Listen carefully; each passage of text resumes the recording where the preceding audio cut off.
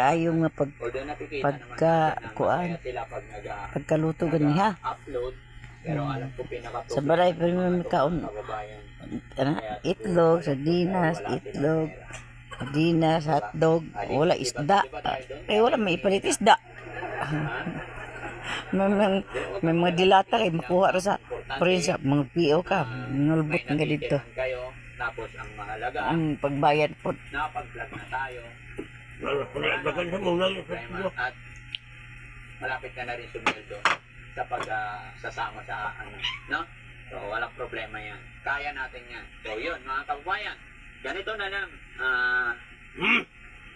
Okay naman na wala tayong kaba. So, punta muna tayo sa park para ma-refresh, makahigop ng sariwang hangin si Sarah kasi malungkot para mawala yung upong. No? Binigyan naman siya ng gamot.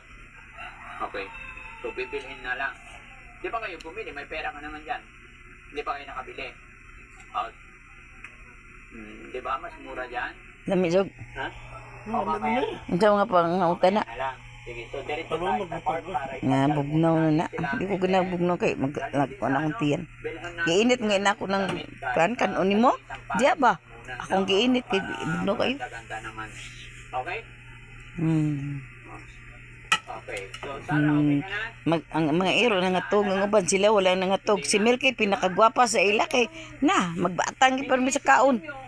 Ang masog agay ko na Milky sug na giburing gi permi sa tanaw nimo. Ilugan sa maldita ron. Maldita ka. Sigang mata. Pero ang hindi natural, Si Milky gi pinaka-winner. kailangan tayo, consult natin agad kay doktor. Hindi nagtitake tayo ng nagtitake na walang payo o check-up. Resita galing sa doktor yan ang masama. So, samahan nyo kami mga kababayan. Let's go!